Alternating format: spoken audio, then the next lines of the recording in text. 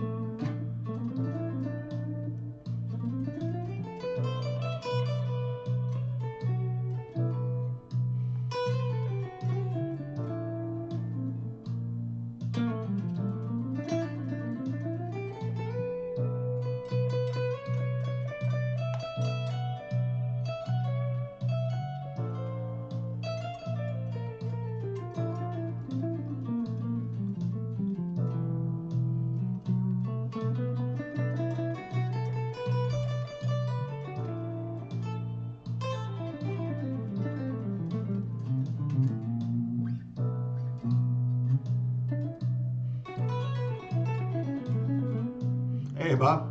Good morning.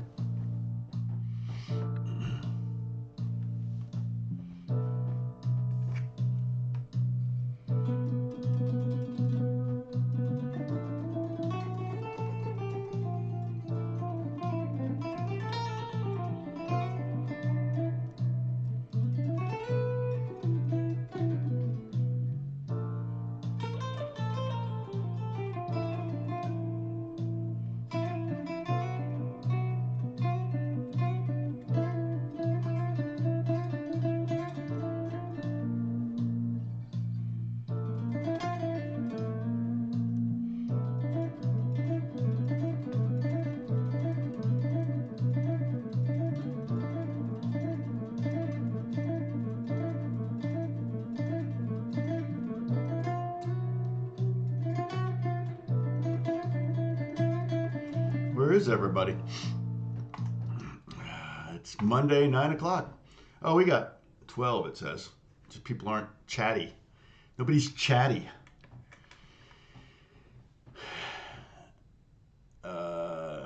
Yeah, I'm doing a... Let's see, where is it? Okay, there.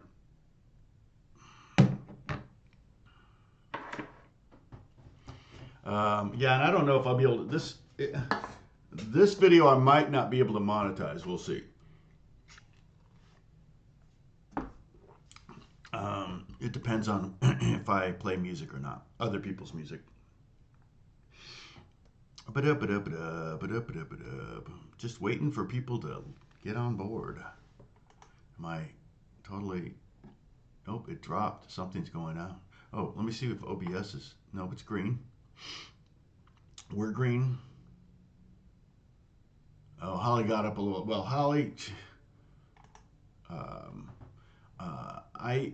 let me put a... I'm going to add... Where's it? Oh, Merry Christmas. I got to get rid of that text. Okay, so let's see. I'm going to try to live stream...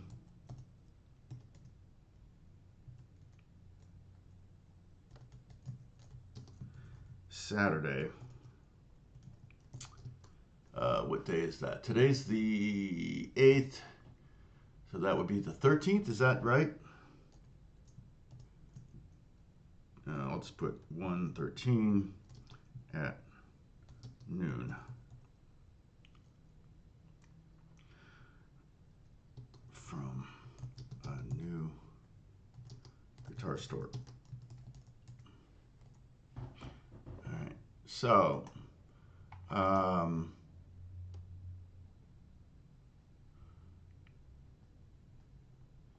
sorry for those of you in Europe, it's 13/1.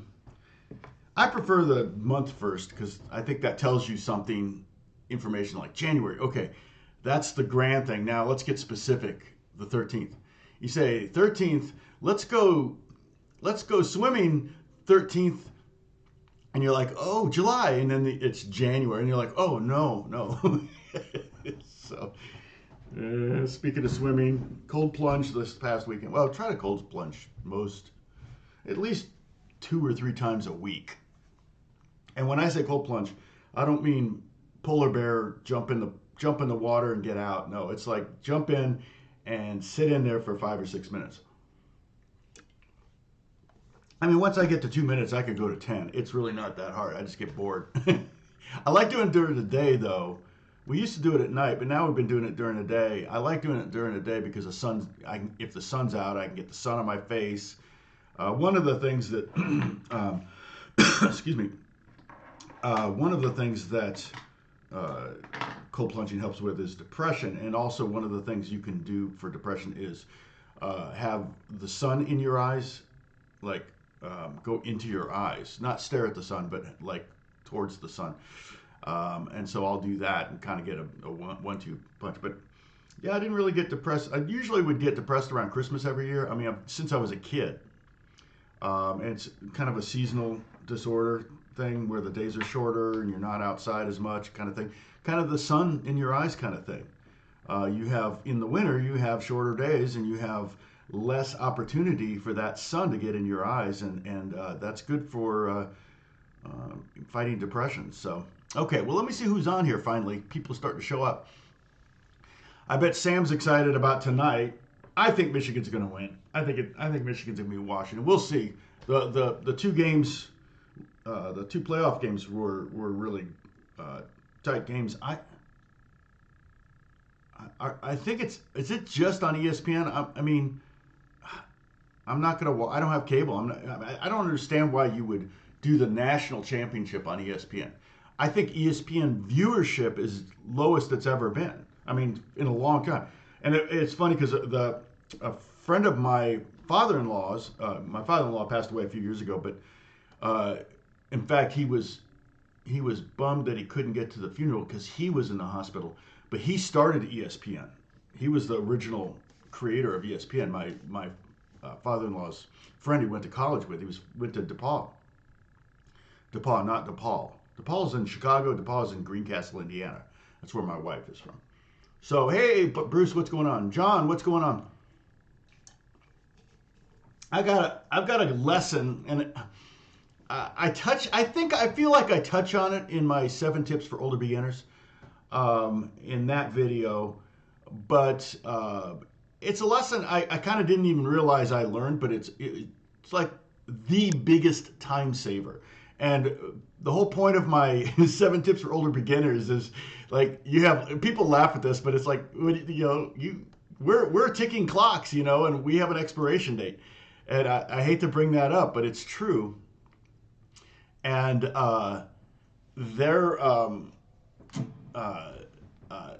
a limited amount of time in our lives that we can devote to learning guitar playing, or whatever. And sad, but true. I think I can turn up a little bit.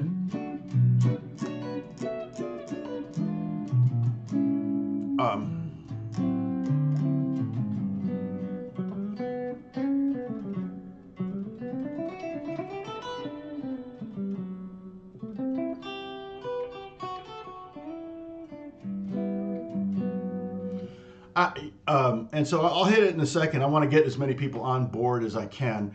I do want to say that I wrote it here. I may live stream on Saturday. I'm going to be live streaming from my phone.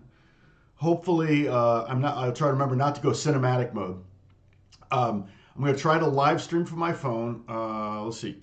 I have the YouTube app on my phone, and I've done it before. So I'm going to try. A friend of mine is opening a guitar store. Brad, who's sometimes on here, he may show up today. But I'm going to try to live stream it. So it'd be noon Pacific Standard Time. So if you're on the East Coast, that would be 3 p.m. on Saturday. If you're it'll be like 8 o'clock at night in England, something like that. It'll be 8 hours ahead. So we'll see. And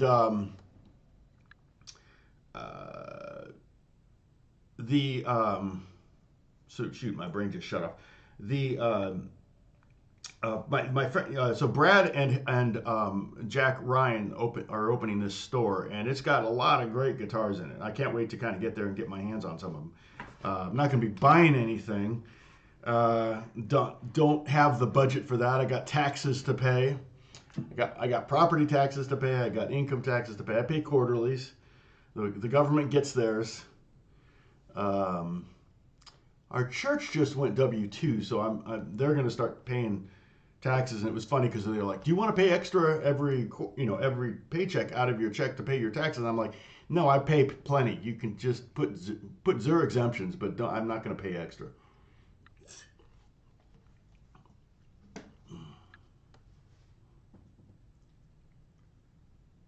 Um,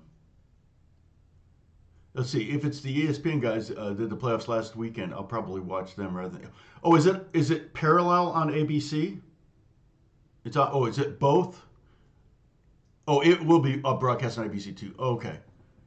I thought it said because when I was looking at the app, the Yahoo app, it just said ESPN. I'm like, I'm not gonna watch that.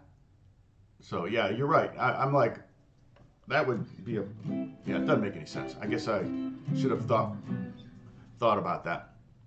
Um, but it's good to see the Big Ten and the Big Pac-10 no longer exists in there. It's kind of hilarious that the Pac-10 is represented because part of the whole reason they're kind of breaking up was because they weren't getting any representation in the big games. And it's like the games that counted. And I think there need to be more than four games that count. I mean, actually, technically, three games that count. It was rare that someone who was like ranked fifth went from five to one after winning a bowl game or something. But anyway, I'm not here to talk football. That's not what this channel's about. People are logging in. Wait a minute. I thought this was about guitar. So we're getting a few people here. I'll wait a little bit longer before I talk about one of the best lessons I've ever learned. It's actually dozens of the best lessons I ever learned. And again, like I said, it kind of ties into. Do I still have too much light on me? It looks a little bright, but that's okay. It ties into the 7 tips for older beginners, and this is a huge time saver. And when you're learning, when this particular video or lesson or live stream or whatever is going to offend some players, and I'm fine with that because most of those players that they offend are I'm like they need to be offended. Actually, they're the ones that need to hear this the most, and uh, and so I know players that didn't heed this, and I think they probably regret it, and whether they realize it or not, and you still don't know what I'm talking about. But oh, it's not on ABC in the Toledo mark. See,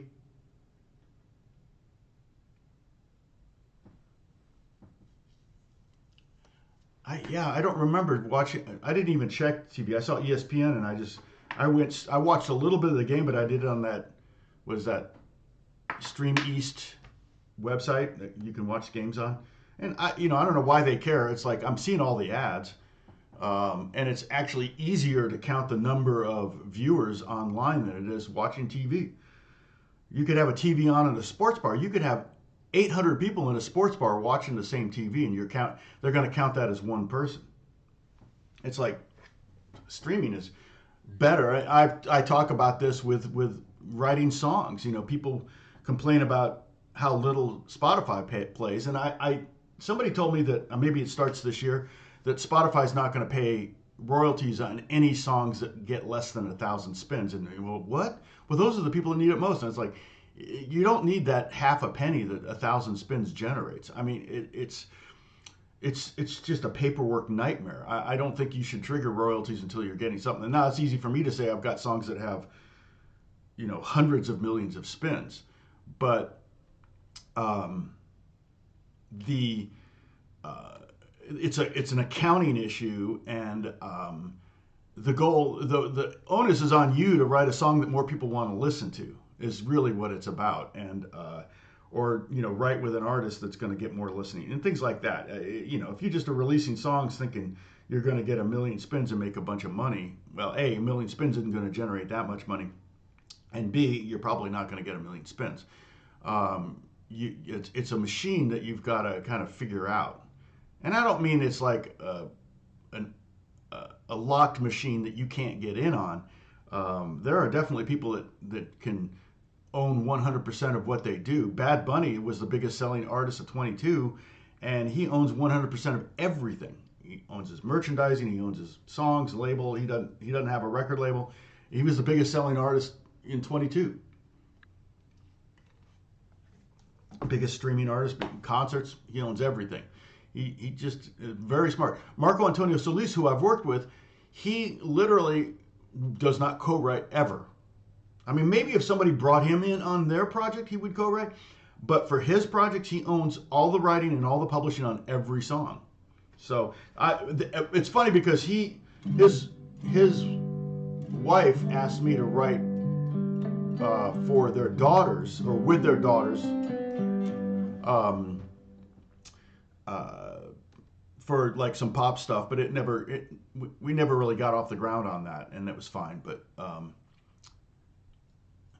no, Spotify's fine. It's not a bad thing that they're not paying for under 1,000 spins. Like I said, it's just an accounting thing. I've got 2 songs up there that probably have a total of 100 spins. I don't need any money for them. That's not why I put them up there. The reason I put songs on Spotify, I only have 2 at this point, and I wish I'd done it with my classical stuff, but I actually let my classical pieces that I really worked really hard writing, practicing, and recording, very complex stuff. I let my friend have them when he was starting his library like 15 years ago. And I thought, and they have generated some revenue, but I don't own them. He owns the publishing, and it's like I shouldn't have done that. And so I potentially could re-record them, but that would still trigger the same kind of things. And he could give them back to me. It's not necessarily a big deal. It's just they're kind of long gone. I think I recorded them in 2000, and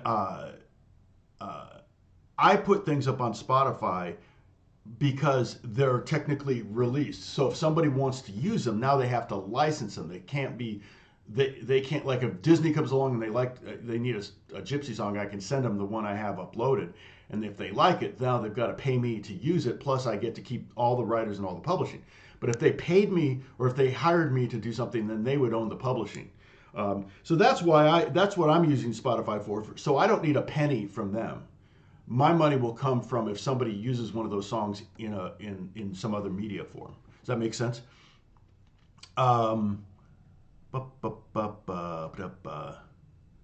Let's see. Been wondering. Oh, yeah. So as far as paying for Spotify, no. And I mean, I could do a screen grab of my BMI statement, and you can see that I get more money from people that pay for Spotify than for people that get Spotify for free. Now, I couldn't live on the Spotify revenue I have, but I don't have any big hits.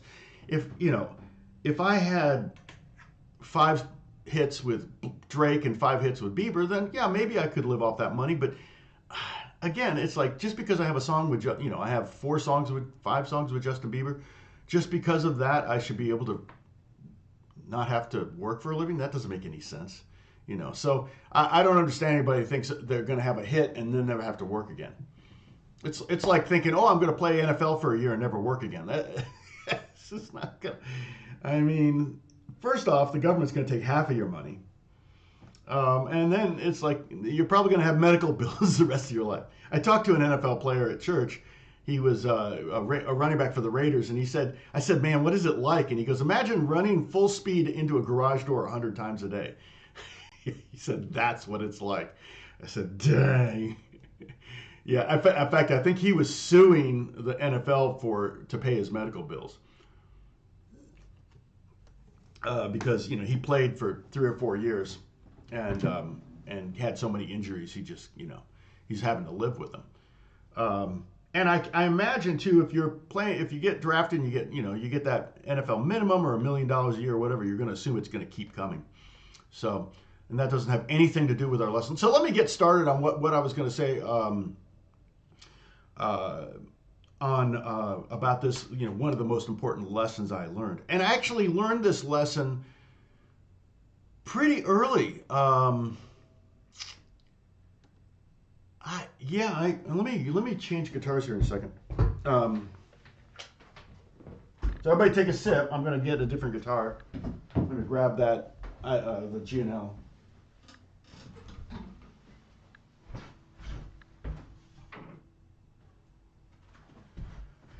I have the 12 string out because I was working on some stuff for Austin Wintry on a new game.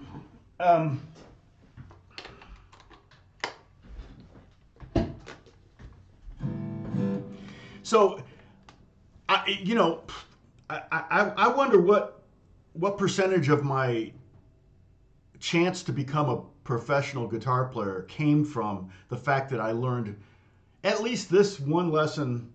This is multiple lessons, but it's the same lesson.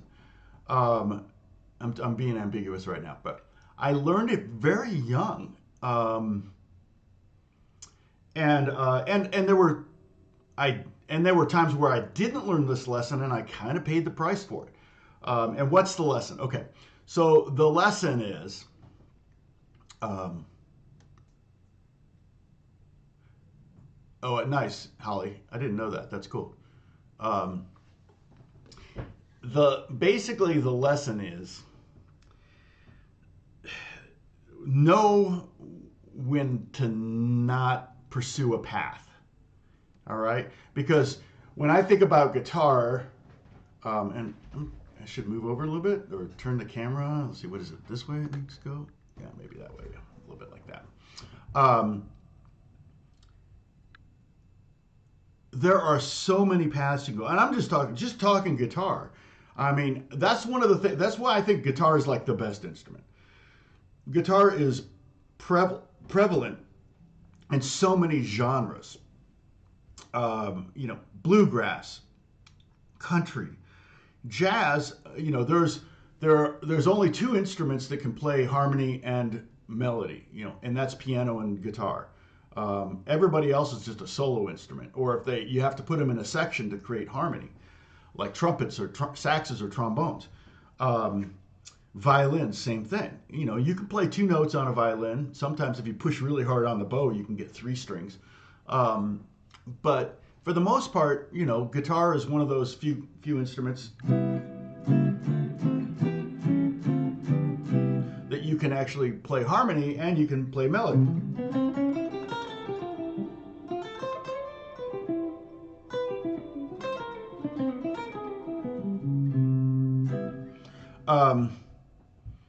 None of that was intentional. So rock wouldn't exist without guitar. All the genres of rock, metal, rockabilly, every avenue there. But you just name the genre. Classical guitar is big, but classical guitar is not a very big or common instrument in the classical world. Although there's a huge solo classical guitar thing, and that's another thing. Unlike all those solo instruments, a guitar player can play by themselves. I've done that, for years. I've played at weddings and restaurants and things like that, just solo guitar. Jazz players, like Wes Montgomery. I'm not Wes Montgomery, like Joe Pass or whatever, like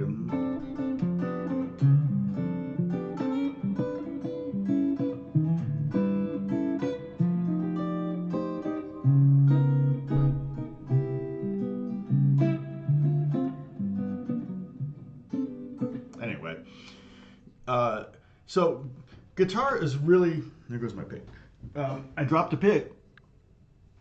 Well, now where did it go? There it is.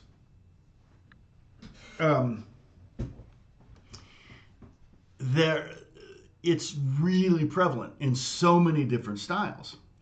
So as a young guitar player, it doesn't matter what age you are. Technically, you got to decide. You got to pick a path.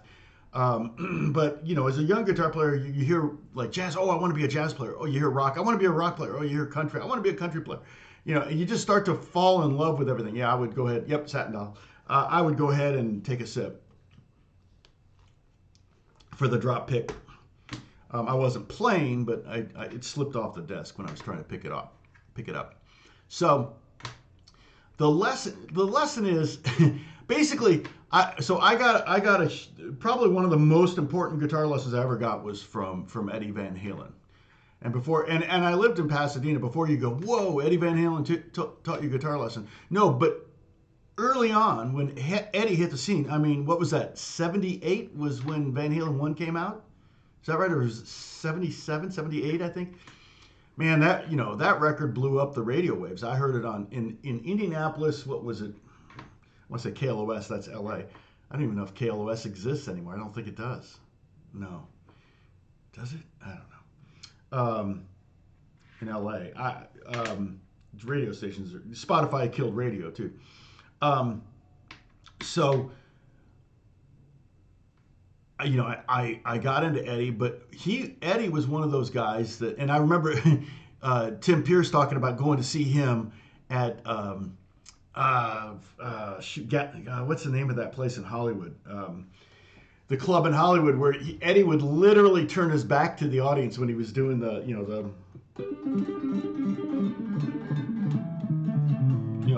tapping stuff, because he didn't want anybody to steal it before their record came out. And the audience was just 200 guitar players. And so but I got that first record, I listened to it, I was like, and at the time, I was kind of a jazz snob. And I didn't understand, like, at the time, I thought wasn't really into Jimi Hendrix, who, of course, had passed away by then, long since passed away by then. But I thought he was sloppy. I didn't really understand Jimi Hendrix because I was kind of a jazz snob. That's all about context. Like, Jimi Hendrix in context is like the most amazing guitar player. 20 years later, you're like, wow, I could think of a lot of guys that play cleaner than Jimi Hendrix, whatever. But that's, that was 17-year-old me. So Terry Kath, I could figure out his guitar solos. Like, oh, he's pentatonic or whatever. But Eddie Van Halen, it was like, wait, what is he doing? And then it's like, okay, I get it. In fact, before that, I think, what's his name? Larry Carlton on Kid Shark. I need to change the sound here.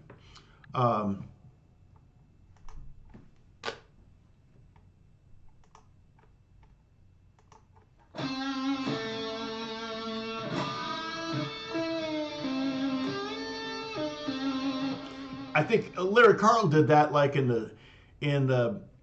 was the first time I ever heard that was on a Larry Carlton record, not Eddie Van Halen doing it. So it wasn't an undone thing. In fact, classical guitarists were doing, harmonics. One of the things you learn in classical guitar is how to do artificial harmonics, for any possible note. There are pieces that are 250 years old that have artificial harmonics in them. So that's nothing new either. Even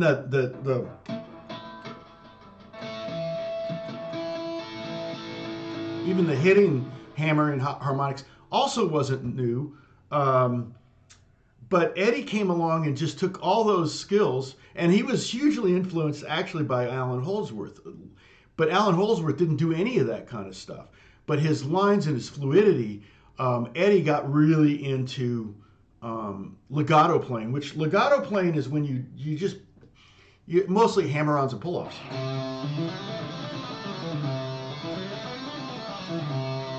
Right? But Jimmy Page was doing, he would do pull-offs, which is, a pull-off is a legato, but he would do two-string pull-offs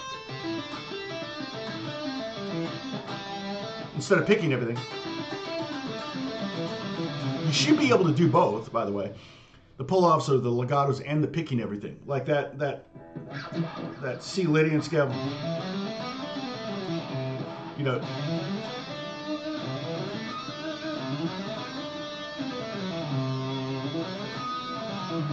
That's all legato, and it's a very violin-y kind of thing to do. But man, Holdsworth was a master of that. But you should also be able to.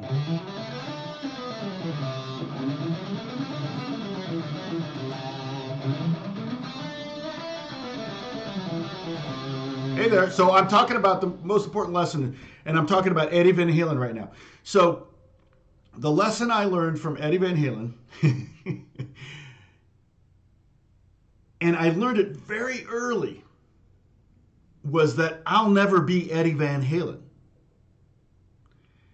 And so what that immediately did was, and in fact, here's I always say guitar learning this is true about anything you learn that's a vast thing. I mean, if there's some new software program or something that's only is just existed, well, there might be a finite amount of information, but guitar is infinite.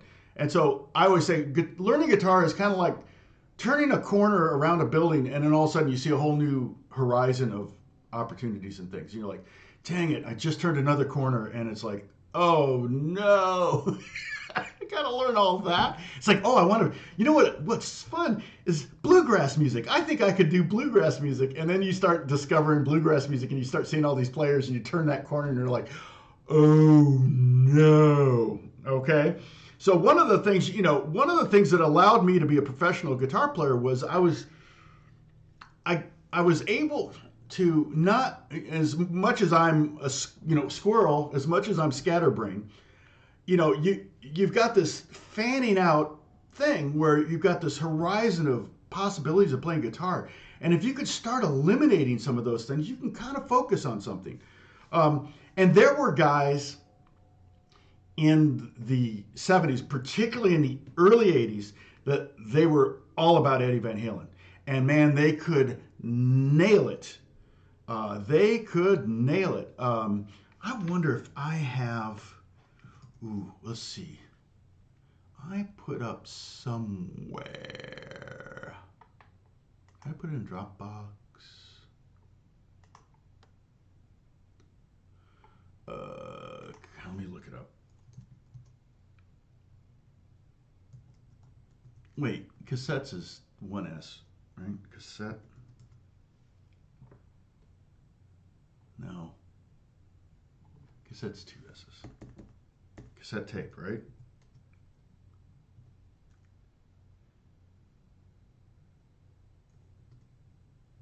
Huh. Did I put stuff? Old cassettes to MP3s. Okay. Early sessions. All right. 84. This is cool. Okay, Mark Simon, halfway there. For those who have ears. Okay, so this is me in 1984.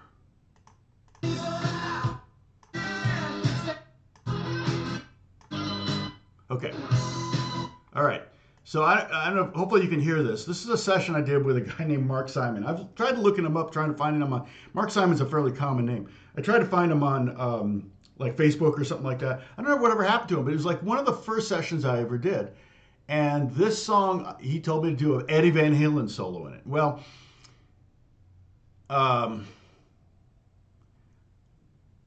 I had done some, I had, obviously, you work on some of those things. You kind of toy around with them, but I didn't really understand what Eddie was doing. So I just, had some different tools at my disposal. And what guitar was I using? Wow. This would have been my Ibanez that I think Alex has, I think. A lot of gain on this. Let's see. And he kind of sounds like, to me, a little bit like, it's not very well mixed, it's very bright, but he reminds me a little bit of Ozzy Osbourne.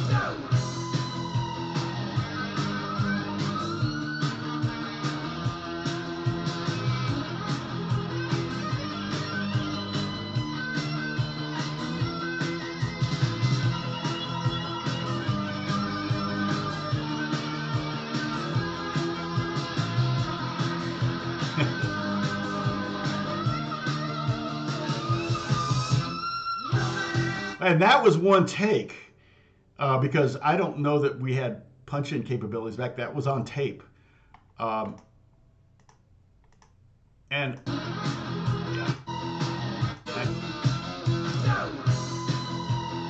So I start with that triple harmonic thing where it's like,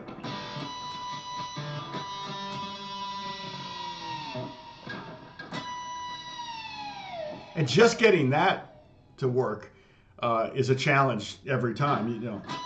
So what I'm doing is I'm hitting 3 harmonics. I'm hitting the 4th fret of the 3rd string, 5th fret of the 2nd string, and 7th fret. They're all B notes. Same exact B note, but they descend at different rates with a whammy bar. It's like physics.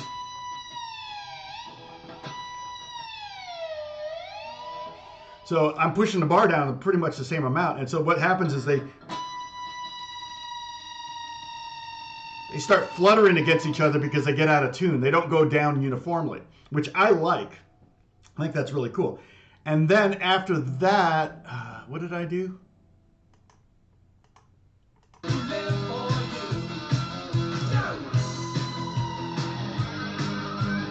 Oh yeah, I did this.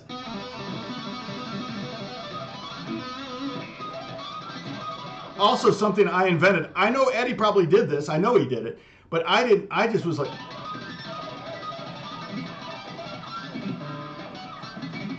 and I managed to get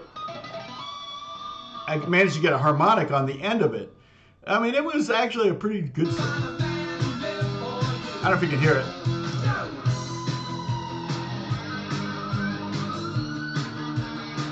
And then it was just like.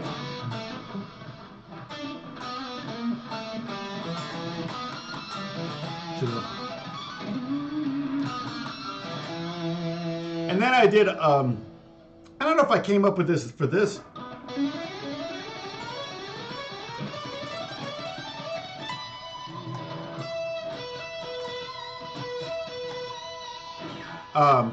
It's funny that I remember this, but that was a lick I probably had already had in my hip pocket. All of those were things I already had. It was just like adding them all together into one solo.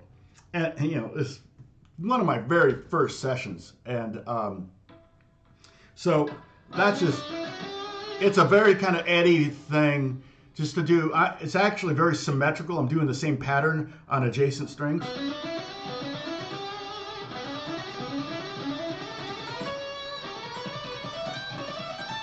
It's basically first finger, third finger, fourth finger, or first finger, second finger, fourth finger. So it's the same 3 fingers twice in a row, which makes it fairly easy. It's like a snippet.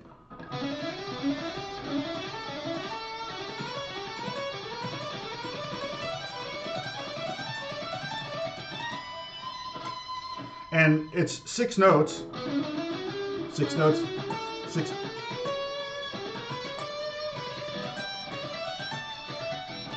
And then 7 notes for the last one because I want to land on the downbeat. So that was here.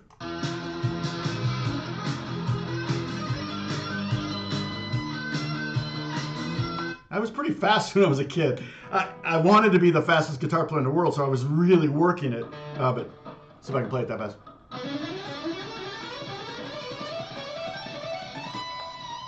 Yeah, I was probably standing too. I wasn't sitting. Which for me, standing to solo is easier, or at least I feel like I get better solos because I get a little more body language into it, body English or something. I don't know why, but you can hear it. Yeah, it does. Yeah, it does actually. Okay, now that's the first.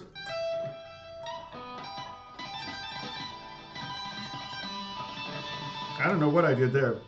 It's some kind of hammer. Tapping thing.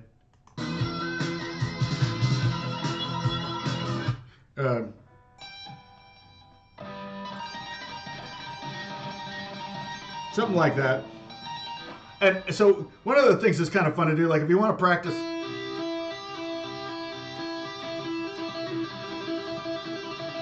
I'm just tapping the same note that my third finger's going. You just have to kind of get out of the way of each other.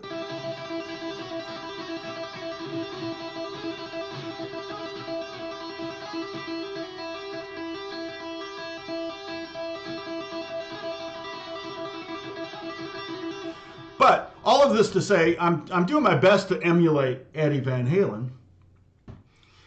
But there were guitar players that dedicated their entire guitar life to learning everything Eddie did and to try to kind of develop that and maybe to make it their own. And that's great. I think who's the guitar player for that died in a plane crash for Ozzy Osbourne. I told you that story about how that went down because Rudy Sarzo, the bass player who was in the band at that time, he told me the story of what happened, and it was the bus driver who was trying to kill them all. He was insane. That's a crazy story, and because Rudy and Ozzy were asleep on the bus, and they got woken up because something hit the bus, and the bus driver took Randy Rhoads. Thank you. Oh, I'm having a hard time tuning my guitar. Can anyone help? You could get a tuner. Tuners are great. There are. If you have a phone, you can get a tuner. Download a free tuner for your phone. So just go to the App Store and on your phone and enter tuner. Randy Rhoads. Thank you, Dana. And Randy Rhoads and the hairdresser were on the plane. The bus driver was flying the plane, and his license had expired. But they went to his house. Like they had some days off, and they were in Florida. I think Rudy said, and they went. He said, "Hey, I want to take you flying, and we can go to my house. I have a plane. My parents, I have a plane or whatever." So they went down to Florida, and the guy had lived on a farm, and they had a landing strip and a plane and everything. My Beth's brother has a plane and a landing strip on his farm, so he can actually just take off when he wants to on a plane. And so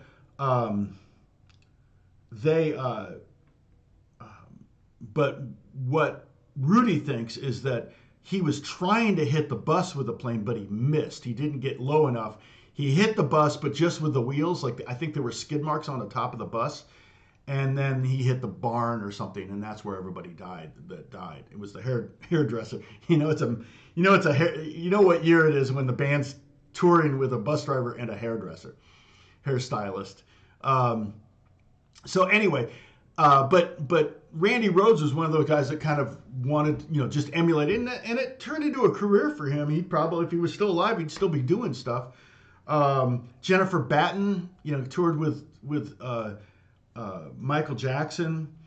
She kind of was like a Eddie Van Halen clone. There were a lot of those, and it was kind of like, okay, I get it, you do that, but it's that for every one of those, there were 100,000 players that worked on Eddie, and they just like, I want to be the next Eddie, and it's like, yeah, there is no next Eddie. It's like there's only the next you or whatever. But so I realized early, and it saved me a ton of time.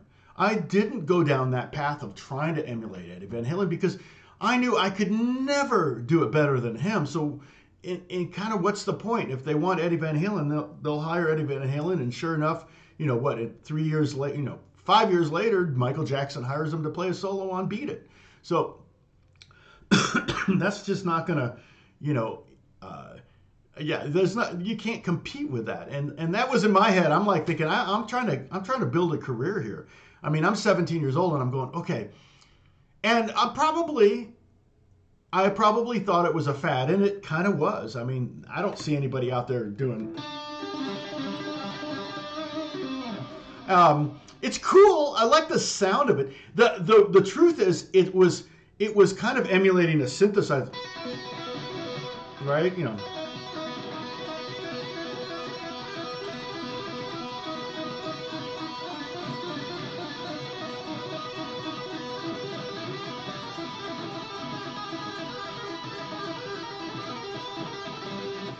It's kind of emulating. It makes my hand tired. The ones I like are the more like the chromatic. But I remember trying to work it up like, let's see. And I realized, and Eddie could do it and put on a show at the same time. It was like unbelievable. And he used to practice. I know people that lived near him and knew him and growing up in Pasadena. He would play in his garage cranking loud. They were literally a garage band. So he practiced loud. That's one of the things I say to do if you really want have as good a gig, right? Eddie did it for free, exactly. If you want to have a gig, you want to play as good at the gig as you did in your bedroom, you need to practice loud in your bedroom, because at the gig it's gonna be a completely different animal to tame, So, but that tells you what the rest of this live stream is about, and I've got to go in a little bit, but there's and I'm going to try to do a live stream on Saturday from a friend of mine is opening. I don't know, Brad's not on here, is he? I don't see him yet. From a store in Malibu, a really nice guitar store in Malibu. So they're doing the grand opening. They changed the hours so that I could be there. Me and Alex will be there, and so I'll be live streaming. I'm not sure how long that will be, but I'll keep it up there so you'll be able to see it. And now probably what I'll do is when I get home later, I'll take the I'll edit it so it says everything it's supposed to say or whatever. But I'll put links in there and everything so you can go back to it.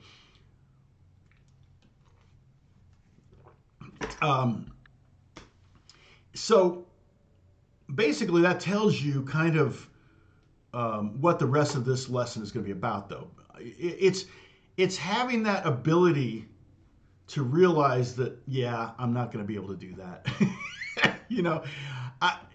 And there's plenty of delusional people out there. There's a lot of guitar players that are delusional. I mean, if you want to see delusional people, watch the first 3 weeks of American Idol, and you'll see thousands of delusional people. Oh, my mom thinks I'm a great singer, and they get up and it's like, oh, your mom needs to stop giving you compliments or whatever, I mean, we just talked about this yesterday. It's like, as a parent, you kind of do this balancing act between being honest with your kids and trying to build them up and encourage them, right? But if they're not good at something, you don't want to say, man, you were the best. Because I know kids whose parents did that, and they think they are really good at something that they're not good at all. And so that's one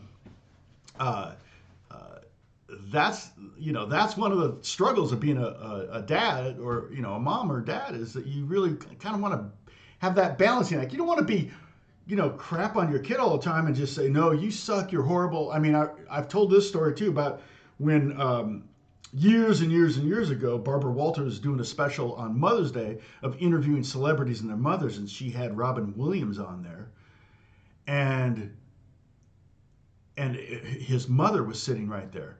And Robin Williams, he's like the most, well, he's a comedian, but he's the classic smiling on the outside, crying on the inside clown. Clowns have that smile, and it's like this, the inside they're all sad, and on the outside they're happy. And you just know he's a tortured soul when you watch him. We all know people like that. And Robin Williams was like, woo, he was chairman of the board of that, and freaking brilliant. Don't get me wrong, I think he was brilliant. But Barbara Walters his mom's sitting right there. Barbara Walters says, well, Robin, you've won a Grammy Award, an Emmy Award, a Tony Award. I mean, you've just got to be, and the mom, or she said this to the mom, you must be so proud. She goes, he hasn't won an Oscar. And he kind of goes, like this nervous laughter. And I'm like, oh, that poor soul. From that point on, and again, this is early on in his career. This is probably 1990 or something. And from that point forward, I just felt sorry for the guy. I almost couldn't laugh at his jokes because I felt like they were out of sheer pain.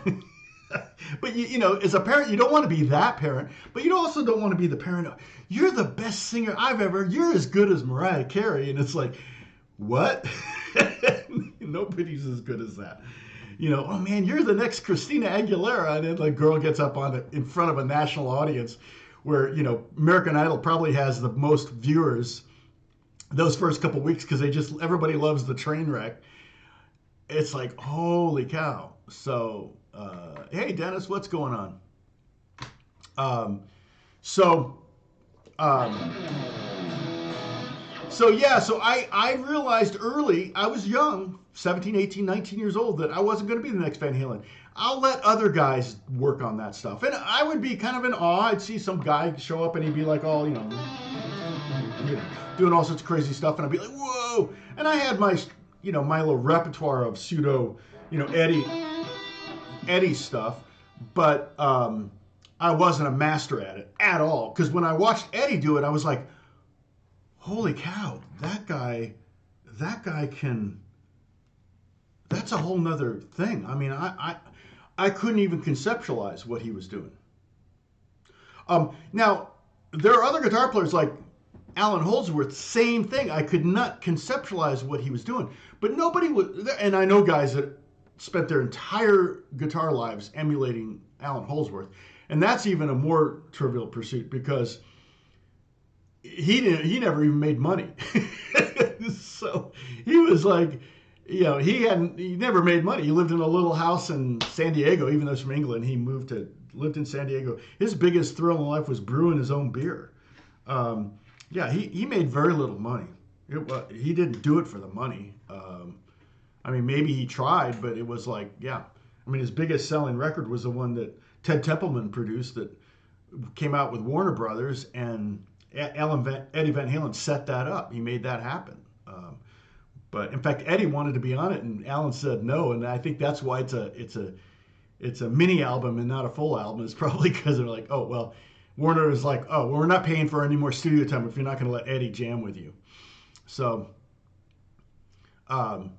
he also developed the guitar and the amp, the attenuator on his amp. The brown tone that he got out of his Marshalls was turning down the power supply. Like he would, I forget what was he like. Instead of 120, he was setting it like 60 or something, and it would make it distort at a lower volume. It was really cool, really hard on the amps, but he didn't seem to care. And he had a guy that would do all that stuff.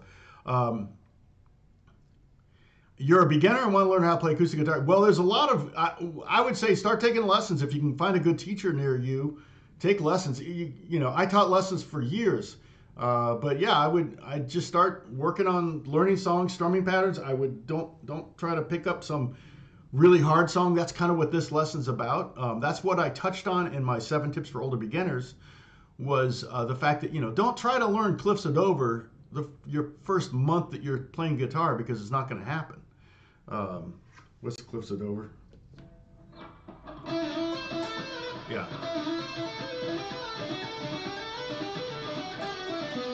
Right?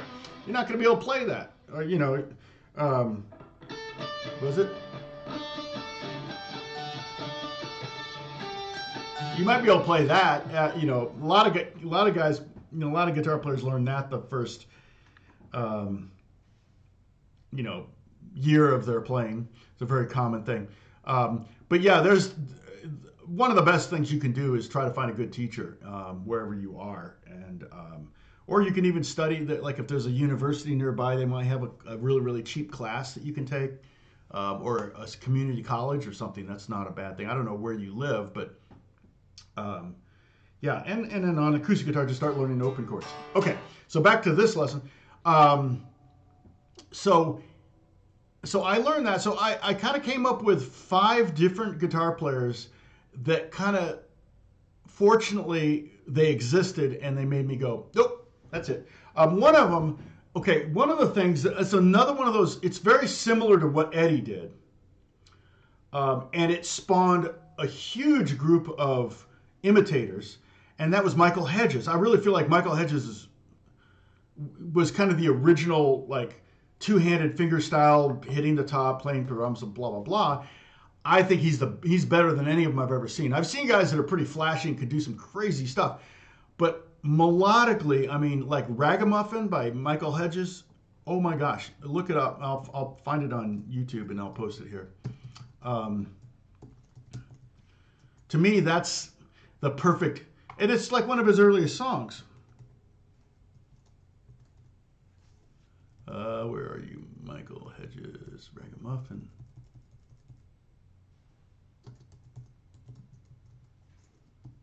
Yeah.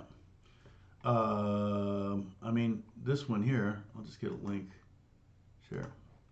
Oh, wow. We got 42 people watching? What happened? But Wait. Oh, I gotta. Oh, the Discord. Sorry, I thought I copied. There's the Discord link. I gotta post that. Sorry, I posted it earlier, but it didn't. It didn't pin. Did you ask me to do that? Hold on. I'm trying to get this up here. Let me go to my original post here and try to pin. Oh, what? That's weird. Huh. It's not letting me pin it. So if you're wondering why it's not pinned, that's why. Okay, so here's the Michael Hedges link. You can check that out. That's him live playing it. Just so you, because when I heard it, I didn't think it was one guitar. I thought it was two guitars. And when I saw him play it live, I was like, okay, I'm out. And there was one TV show that I worked on. It was with my friend Jim, who I've worked with for years. It wasn't like he was ever going to call another guitar player. He said, can you do this kind of stuff? And then he sent me, what was that stupid movie? I'm sorry. If you love that movie, I'm sorry. But I felt like it was stupid. About the kid that was doing hammering on and playing. It was like, it's just so dumb.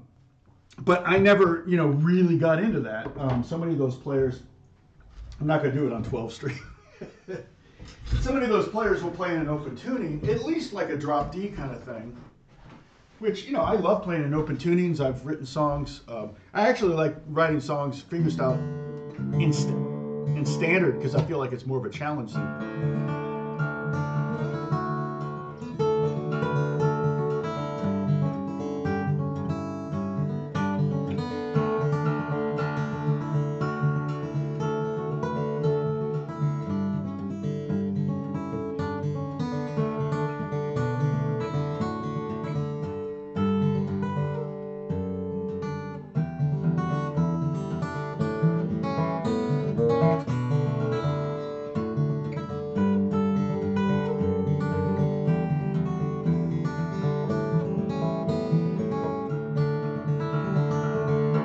That's just fingerstyle. What Michael Hedges did was a whole nother level. Like he's doing stuff here and then doing this. I mean, that's crazy. And immediately I was like, yeah, I'm never going to be able to get that down. Okay. Now, if I was delusional, I'd go like, oh man, that's what I'm going to work on for the next 6 months or whatever. And at the end of those 6 months, I still won't be anywhere near where Michael Hedges was. And I'm still not, generally it's not something I can use unless I want to stand up in front of a bunch of people and play it. And I'd probably be too nervous and I'd screw it all up. So part of the reason guys start to do that and guys and gals start to do that kind of music is, maybe they live in an area where they don't know any musicians and they can't form a band. When I first started, getting into...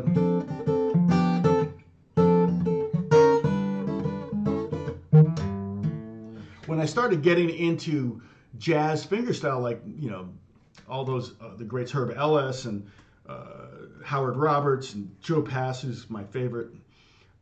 When I started getting into those, it was because I couldn't find a band, and I thought, well, okay, no band, I'll just play by myself. And I was into jazz at the time, so I'll just play solo jazz guitar. And my teacher was teaching me that kind of stuff anyway, so it was kind of a natural thing. Well, then I met some guys and formed a band, and then it was all over. Then I was like, okay, I love being in a band. It's a lot of fun. So, and I've been in dozens of bands, everything from jazz to blues to rock to disco. My first band was disco band, so we played a lot of disco. I don't know that I had a wah-wah though. I think I had a plastic Fox wah, not Fox, a K wah. It was a red one. I remember that.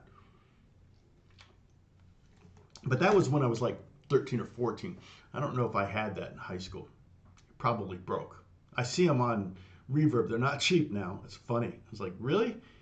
They're like the crappiest wah. Tom is getting famous. Famouser. Am I? Yo, because of the 42. I don't know why so many. So, but when I saw Michael Hedges, I realized that. And so I was talking about this TV show I was working on, and Jim asked me, can I do some of that stuff? And I said, let's see, And I don't remember what I did, but it was probably, it was probably stuff like, it was like, sorry.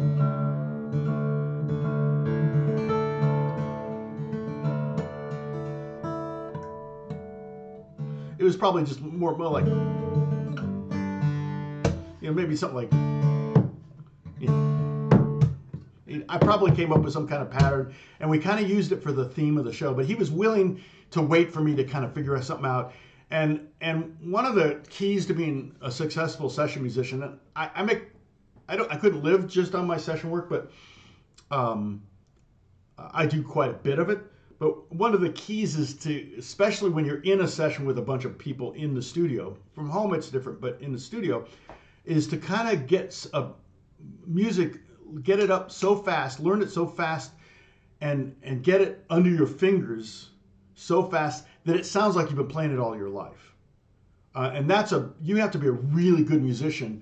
On all the musicians in the session scene here in LA are phenomenal musicians, and they immediately can get something. I mean, I saw Michael Thompson sight read stuff, and he's made it sound like he wrote the song 20 years ago and he's been playing it live ever since. It's just, that's like a whole nother level. And so, I mean, I can kind of do that, but I don't do a lot of live sessions, so those skills kind of have eluded me to some degree.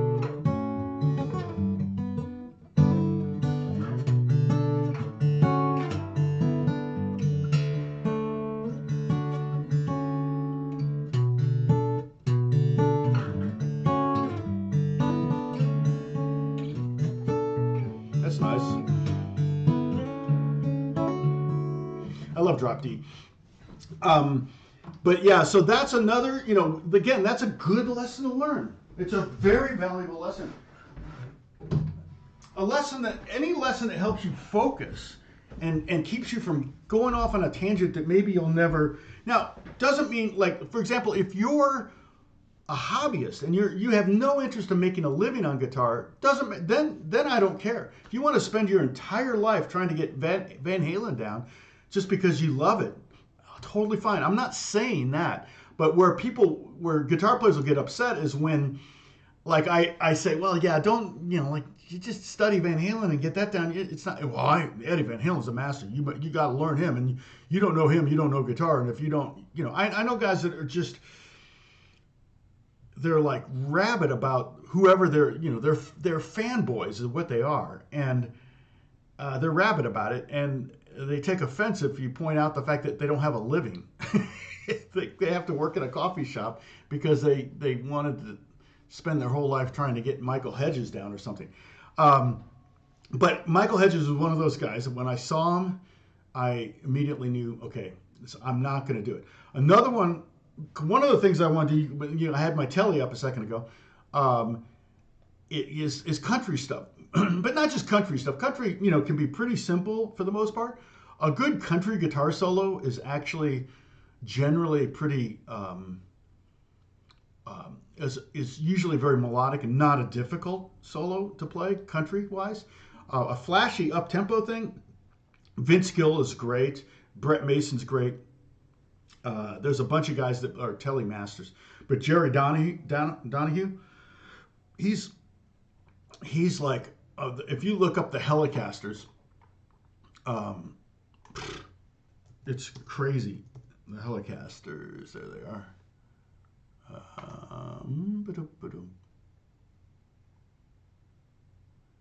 Yeah. Oh, they have it. This is just for. Oh, that somebody posted it. Okay. So this 3 guitar players, but I think by far Jerry Donahue's the best.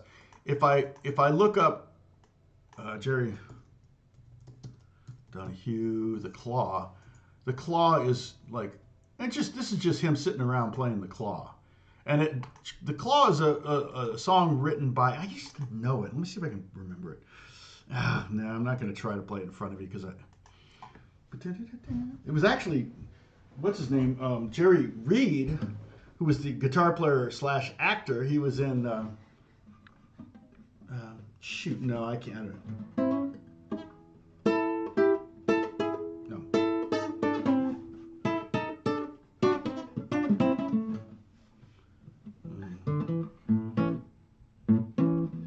That's it.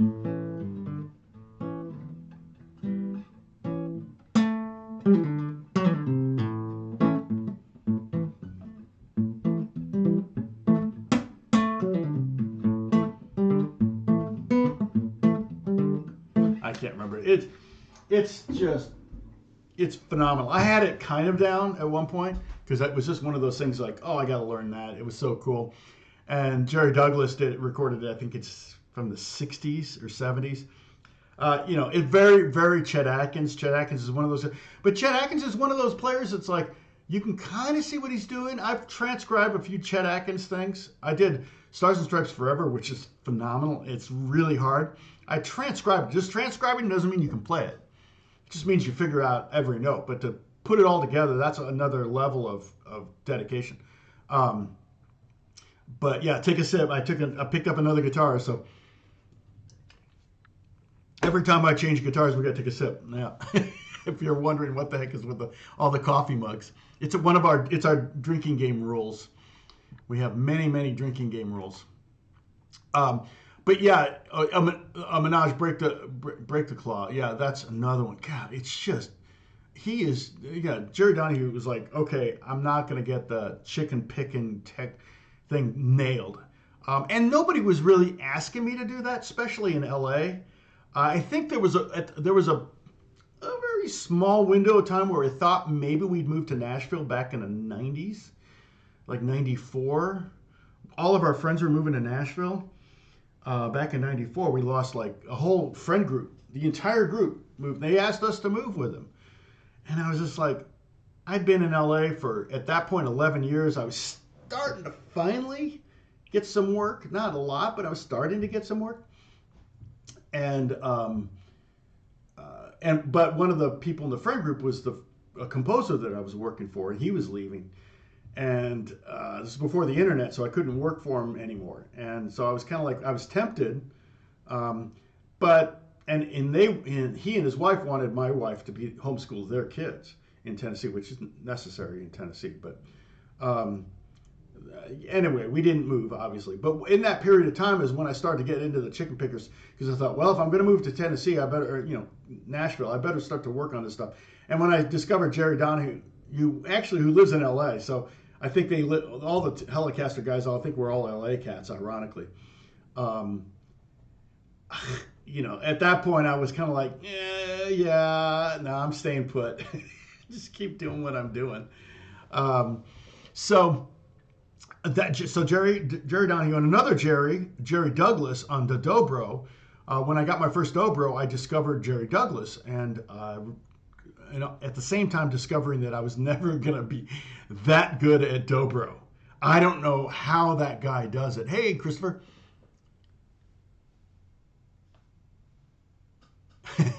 Oh, that's awesome. I didn't know that. I forgot that. Yeah, the rules came, all the rules, there are so many of them, and they came from all sorts of places. So yeah, I wouldn't be surprised if you came up with that one. But see, now I'm curious why it won't let me pin. Yeah. I don't know.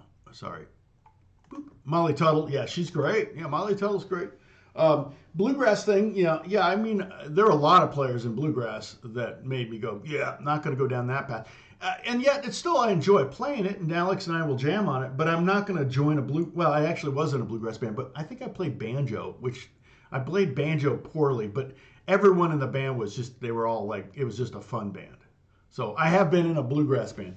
We actually played like a bunch of gigs at the Sawdust Festival in Laguna Beach, which is pretty funny because that's a legitimate place where you have legitimate bluegrass bands, and they're kind of doing old timey stuff. So I got fairly lucky, and I'm just kind of riffing and like, oh, songs in G, okay, so song in G, boom, song in A, okay, cut the capo on, boom, A. So it was pretty simple. I was just kind of filling, somebody said that the banjo is the sequencer of the country band. A sequencer is, here, let me show you what a sequencer does. So I've got,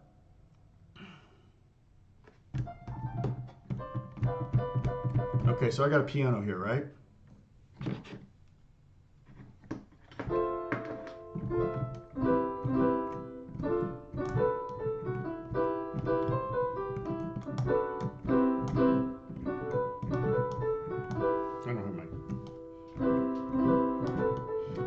So I have a piano.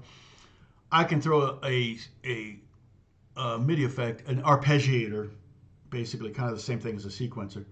And if I do that and I hold a chord,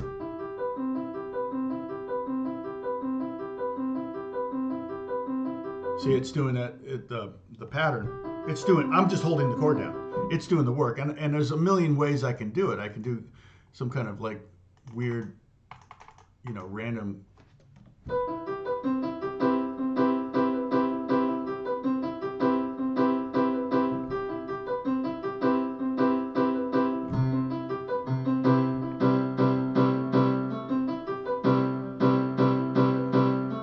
Kind of cool. And I could lower down those chords so they're not like slamming. So I can do that. So it'd sound like something like this, like.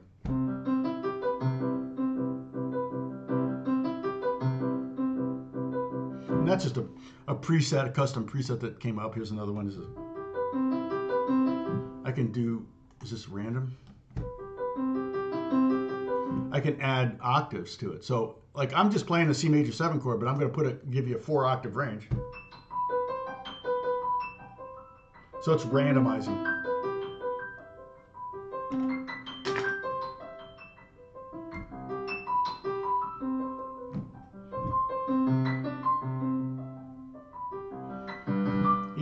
The computer's doing all the work. That being said, so like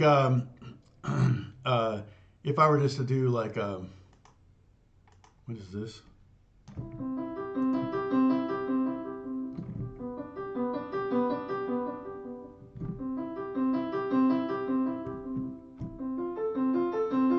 That like in the key of G. Oh, okay. Here's what I'll do. I'll turn this off. Okay, no plugin. I'll pull up a banjo sound. Okay, so let's see what this sounds like. I'll do a banjo with a sequence and see if I can kind of get a pseudo banjo thing going. Banjo, where would that be? I've never used a banjo. Well, I can search for it. Here we go. Banjo. Atlantis banjo? No, that's a bluegrass banjo. That's what I want. All right.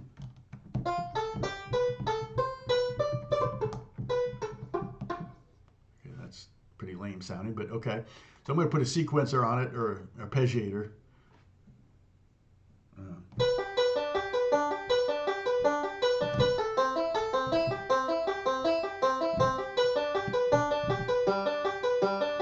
So yeah, if I do like a G.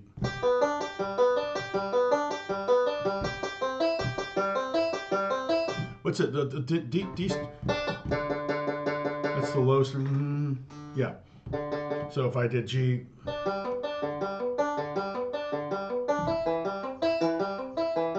Or I might have the high G.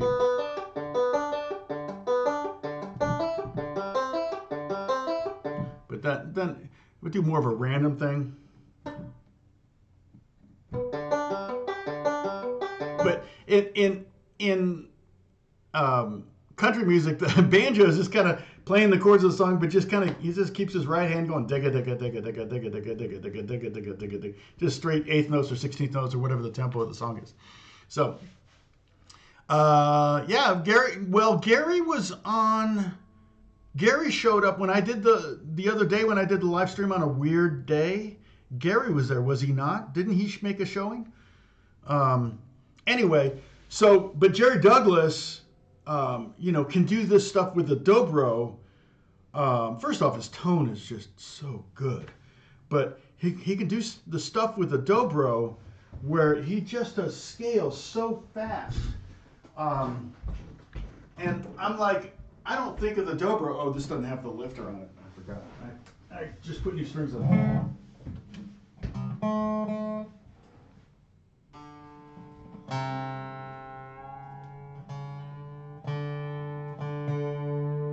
Oh wow, it's really, the strings are really stretching out.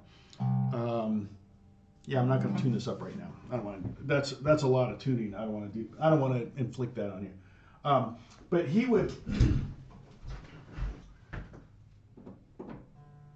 He would go up a string and play a scale that just sounded like he was going. Sorry, somebody sips. He just sounded like. I'm like, how do you do that on one string? He's like, I mean, I can't do it with my finger. You know, but he's doing it with a slide, and he's just going, and it's like, how? And there are tricks that you can do on dobro, pull-offs and things like that, and he would do those tricks, but sometimes he would just flat out go up and do da-da-da-da-da-da-da. I mean, just so precise. When you're moving this, you know, this thing weighs 8 pounds. Just kidding. But it's like heavy, and he's just like, you know, that's just, it was like, okay, I'll do some basic beer commercial dobro, and I'll work out some licks, but I'm not going to become a dobro master. Saved me a lot of time. I have, oh, there's another one here I have written. So I love Django, and one of the few songs I have, in fact, I don't think even though I own the copyright on it, I don't think I can play it. But let me pull up, let's see, what's it called? What's the name of the,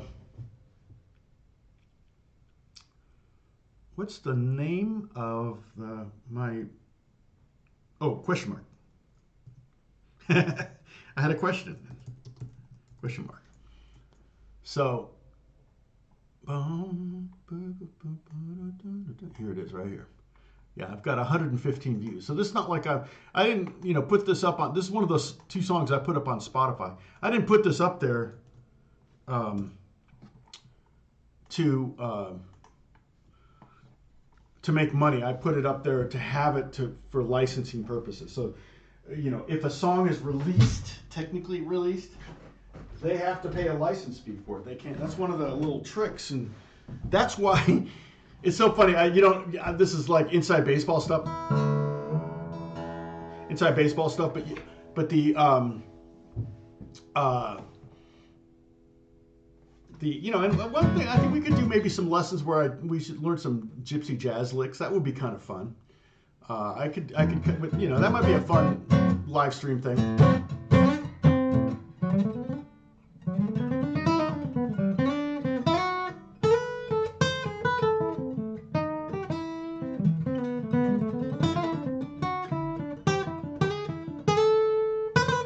Oh, Molly's insane. But yeah, Molly Tuttle came along way too late to keep me from doing bluegrass. It was other players that, you know, that like, oh yeah, I'm not going to be a bluegrass player. Although it's still fun to jam on. I'm not going to do it. But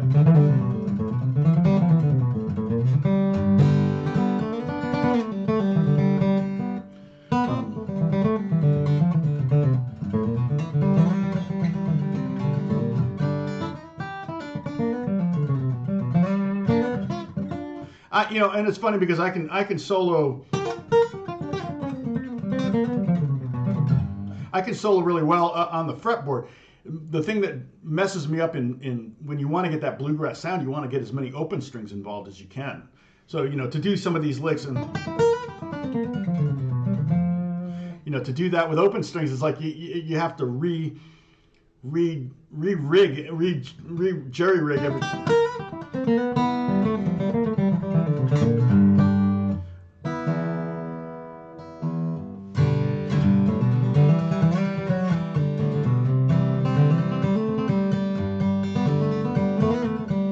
And one of the keys, I think, to learning to being good at bluegrass, we talked about this way back when I did the live streams on bluegrass, is learning songs and melodies and things like that. So we learned a few songs. I got Arkansas Traveler up, and I was kind of working on that a while back. You know, the funny thing is, you know, I play guitar for a living, and I'm playing guitar all day long, oftentimes. Like yesterday, I was playing guitar from 7:45 in the morning until about 9:45 at night. So that's 14 hours, pretty much nonstop, because I was working. And yet, if I have a day off or I'm not playing, I just pick up a guitar and I'm still playing. You know, because it's not necessarily keep my fingers, you know, in shape. It's just because I like playing guitar, and it's, you know, everybody likes doing something they're good at. And Molly's phenomenal. The thing I like about her is her tone, her attention to that detail of. Well, I feel like the most important thing about guitar is particularly recording guitar, is that pick string moment that happens. Like, what's happening there? How are you approaching? How are you approaching? And we've talked about this, like, and it's the same thing with the fingernail. And it's like, I learned early on in classical guitar that you're not supposed to play with your finger like this. You're supposed to turn your finger, and you're supposed to file your nails like this. So you like, my nail is here. It's going to have a ramp to it. You don't want, because you can't really hear that. Let's see, on this guitar, and I don't have much of a nail right now on my index, but in slow mo it sounds like this. Oops.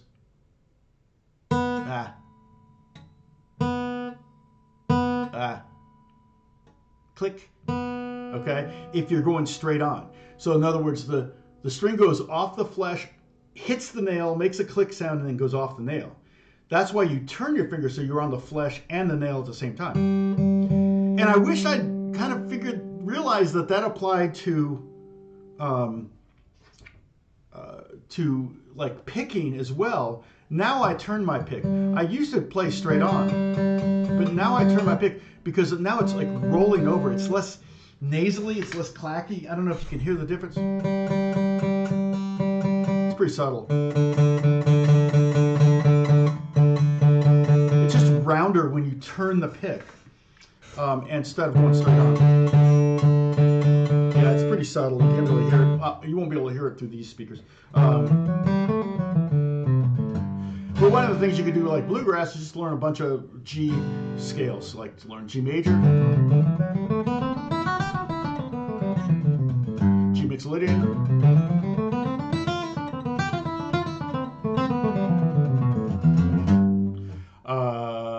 G minor pentatonic. Let's see if I can do it.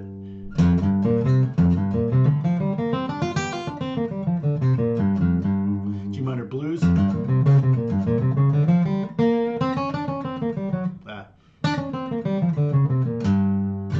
All of those are, yeah. Thank you, Bruce. I appreciate that. Yeah, we did a whole long series. I even wrote original songs. I think the links are still there for the, you know what, I'll put this one over here.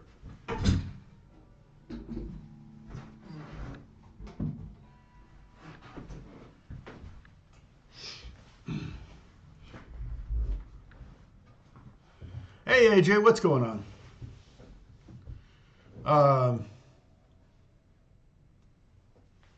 16-month-old lab. Wow, that's a handful. Still think they're a baby, but they're the size of an adult, right? Yes, thank you. Subscribe. What are we doing number-wise here? Are we still in the 41? That's crazy. What do we peak at? 46. Wow, that's amazing. This is the first live stream I've done on Monday in 3 weeks. So, because Mondays, you know, Christmas and New Year's fell on a Monday, and I just like, yeah, I'm taking it off. But I will live stream on Saturday, and I'm planning on live streaming next Monday too. So that's not in lieu of Monday. Saturday is going to be a special thing. Maybe I will be able to take questions I can ask while I'm there. But I think the store is going to be a Gibson dealer, but I know they have a lot of vintage stuff. And Alex will be there with me, so he might be able to take over the phone, and then I could maybe do some playing. But yeah, maybe we could do some gypsy jazz stuff, like you know, maybe a gypsy jazz lick of the week or something. You know, work on that. It's just fun. The gypsy jazz is one of those. You know, the gypsies were. I mean, they were gypsies. You know, they were vagabonds. They were wanderers. They were, you know, they lived in caravans. They didn't have a home. Nobody wanted them. They were getting kicked out. Hitler killed the gypsies. He exterminated any gypsies that they found. He got rid of them. And I've got a little gypsy blood in me. I'm like a quarter Bohemian, which Bohemia doesn't exist anymore. But when it did before World War I, it was basically half of Vienna, half of Austria and half of Czech Republic. Bohemia, I think, included Vienna and Prague. So that's why there's there's a huge connection between Vienna and Prague, and it's largely because of they were their own region for a while. I don't know that it was a proclaimed country. It was more of just a cluster of, it's so weird. I just recently read the Rise and Fall of the Third Reich, and it's amazing how that all went down. But Django and Gypsy Jazz just kind of felt right to me. When I first heard it when I was a kid, I was like, wow, I love this. So I started playing, I have Django records that I got when I was in high school. And I think it was my neighbor that got me into it.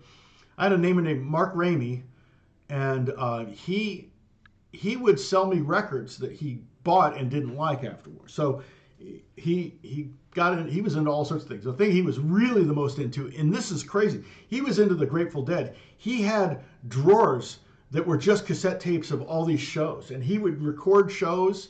And this is like in the 70s. He would record shows with cassette decks, and then he would make copies and he would trade with people. And he had literally drawers of shows. It was just like collecting baseball cards, or, it's kind of one of those things where you just got to have every show or whatever. And I'm sure there were varying degrees of quality. I'm sure there was nothing that was very huge quality. But he had a Django Reinhardt record, and he sold it to me, probably for a couple bucks. Something he bought and he thought he would like, and he didn't like it, and he sold it to me, and I listened to it, and I went, oh, this is cool. And I think I still have that album, and many others. I think I have a 10-inch record that was my neighbor's also a different neighbor. He gave me all his old records. I wish I still had them. It was just like this whole collection of old records, and most of them were things I like. But a lot of 10-inch 78s, a lot of 78s.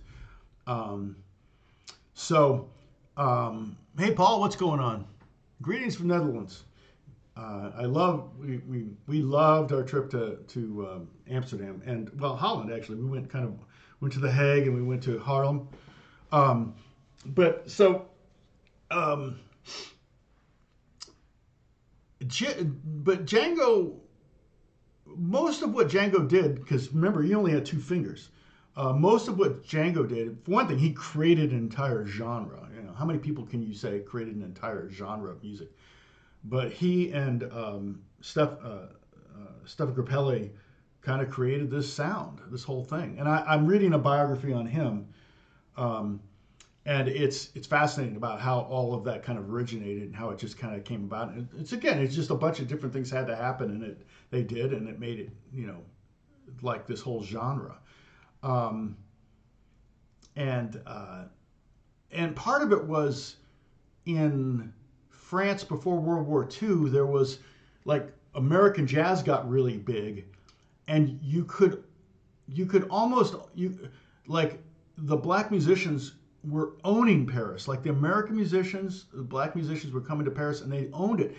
So much so, like clubs wouldn't hire you, or clubs didn't want to have a non-black band, and so they would put on blackface to do shows. So you'd be at a show and you think it's a band that's all black, American musicians, and it was Frenchmen with blackface, and so that was, I think, part of the reason that Gypsy Jazz arose. They wanted something that was uniquely French. They didn't have, it wasn't like they wanted something that wasn't going to be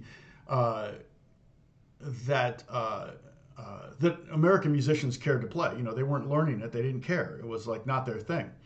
So it started to grow in popularity, and I think that was part of what brought about Gypsy Jazz. Well, I thought, I would love to play Gypsy Jazz. Well, I discovered Brûlé Legrand. I'm not sure how you say his name, but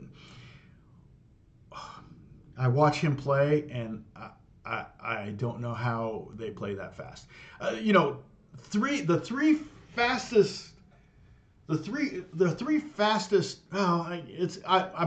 There's like four styles of guitar that have an immense amount of speed in them: gypsy jazz, bluegrass, rockabilly, and classic flamenco. And almost every one of them the best, fastest players, they use horrible technique. Like when you learn to play fast, one of the things they tell you is to have a light touch. Don't pick loud. Don't pick deep. You know, pick very shallow. You know, just when you're trying to play fast, like I always say, just take a little snippet, play along with a metronome, try to do that, and then do a different snippet, or then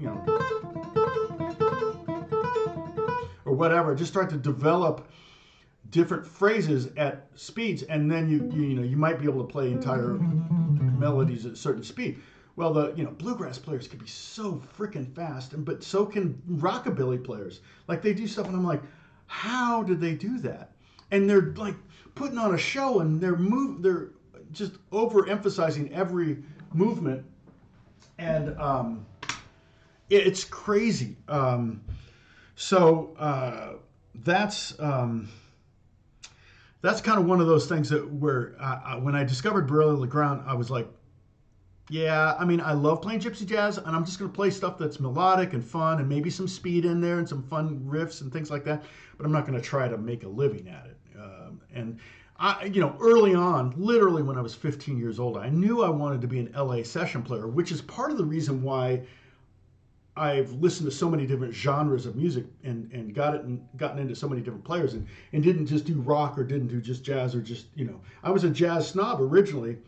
And the jazz discipline will broaden your abilities big time, just like the classical guitar discipline will broaden your abilities. And I think to some degree the rock discipline will also broaden your abilities, not as much as jazz or classical, because in jazz and classical you're almost always adding theory, harmony, and music reading to your arsenal, whereas in rock you're not really doing that, and the harmonies tend to be very simple for the most part, unless you're getting into heavy metal and some weird things like that. So you live in Harlem. Oh, nice.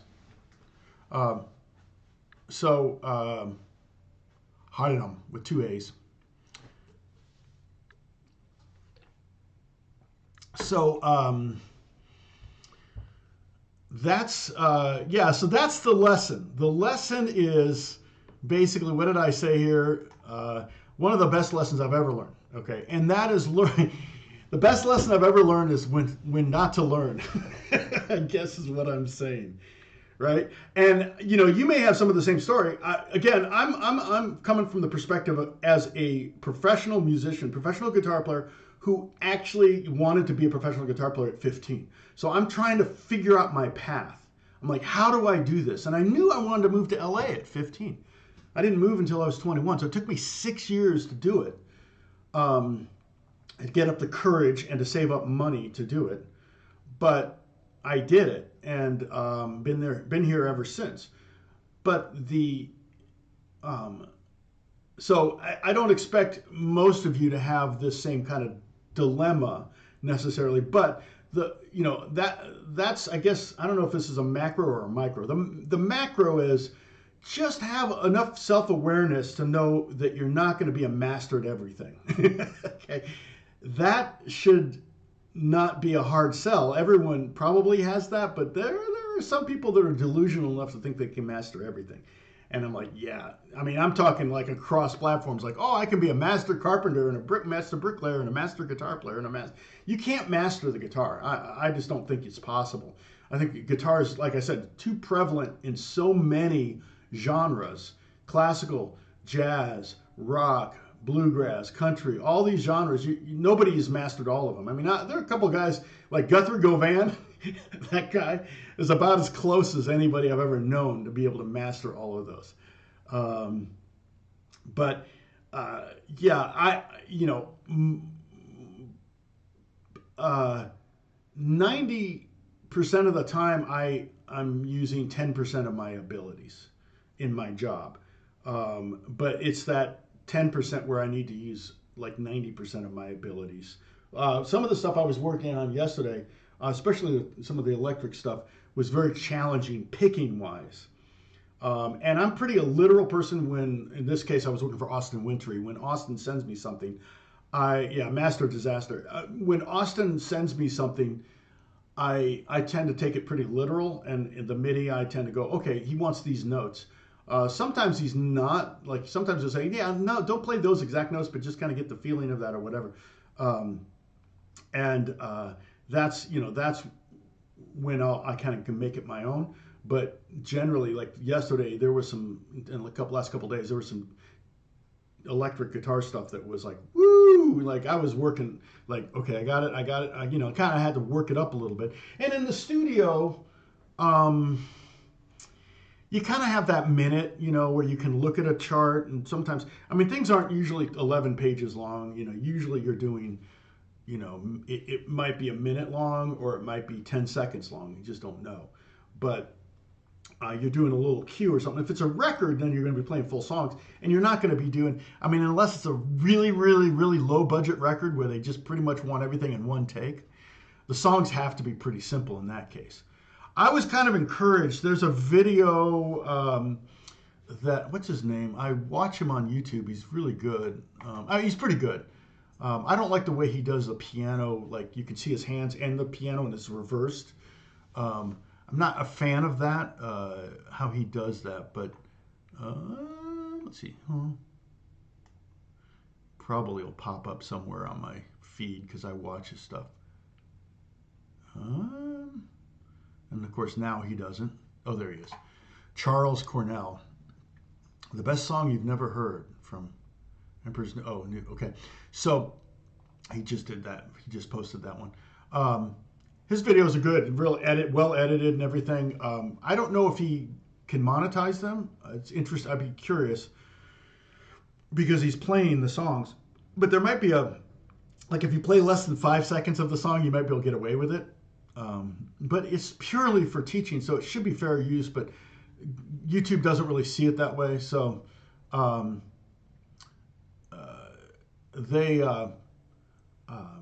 anyway, he did this thing on Oppenheimer and Ludwig's score for Oppenheimer, and he said this one page, and it was these really interesting phrases that repeated and kind of kept climbing and climbing and climbing, but they're interesting phrases.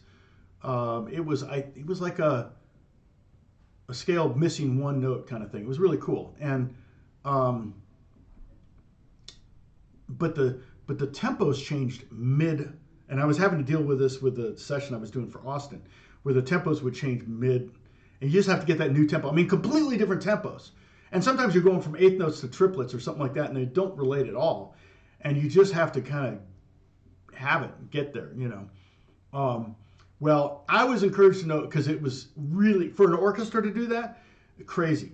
And I was encouraged to know that I think it took them, did they say 3 days to get like 5 minutes of music, the theme, the opening credits or something like that. It took them 3 days to get it down. Originally, he was going to have them record in different sections. He was going to edit it together.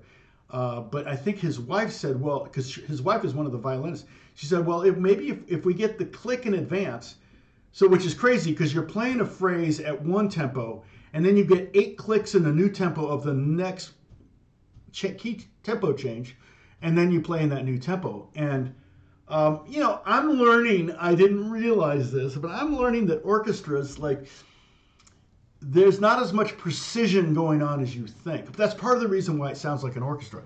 If every violinist, you could have 30 violinists, if every one of them played exactly the same pitch and the same timing, it would literally sound like one violinist in some ways. It's kind of like a 12-string. On those top 2 strings, you want to tune them slightly out of tune, or it'll just sound like one string.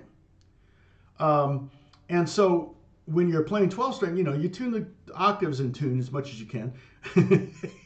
What is it? 12-string, you spend half your life playing 12-string and half your life tuning a 12-string or something. I forget what it is. Half your time. So, that's funny. He reversed his, I've just watched his new video, and he reversed the keyboard. So it's matching up now instead of being the opposite. Because it was just confusing looking at his hands and then looking at the keyboard. I'm like, I don't know what I'm looking at. That's, anyway, all of that to say, the lesson is, and lessons be a lesson. I'm going to maybe next week do a lesson on like my 10 influential for me guitar solos. I'm trying to come up with 10. Again, they're not the 10 best guitar solos. They're not, they're not, I don't know, they're not your favorite guitar solos. Most of them you probably never heard in your life. But I'm definitely, I'm trying to come up with 10. I have, I think, 5 so far. That I was like, oh man, I love, it's like, whoa, that's amazing. And probably most of them are going to be by like LA session guitar players or something like that. So, all right, but I'm going to take off. I will hopefully, if I can get it to work with the phone and everything, I'll live stream that grand opening on next Saturday in Malibu of Malibu Music. I think you can look it up. They just opened. They've got an Instagram. You can check it out. Malibu Music. I don't know what it's called. Here, well, I can pull it up. I got it right here. Turn my phone down. Because they're starting to push it hard right now. Oh, here it is. Oh, okay. Malibu Music LLC is their Instagram. And there's the, I don't know if you can see that, but, oh, here, let me go here. Probably not. No, can't see that. So I don't want to get out of focus. Yeah, Saturday, 1 to 5 p.m. Okay, so live music, food back, instrument giveaways. Hey, I don't know what they're giving away, but I doubt I'll buy anything. Most of the stuff is out of my price range. I don't know who that is. Okay, so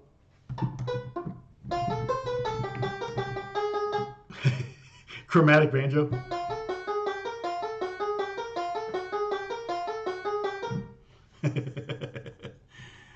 Yes, thank you. Oh, no worries. Hopefully this was helpful.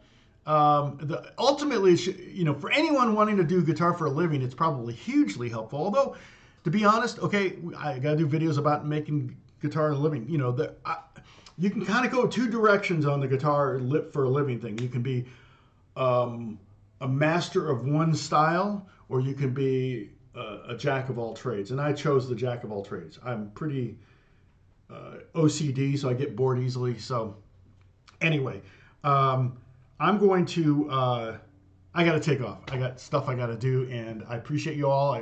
Thanks for hanging out. But I'll see you maybe Saturday and then next Monday, hopefully. Okay? God bless you. Bye-bye.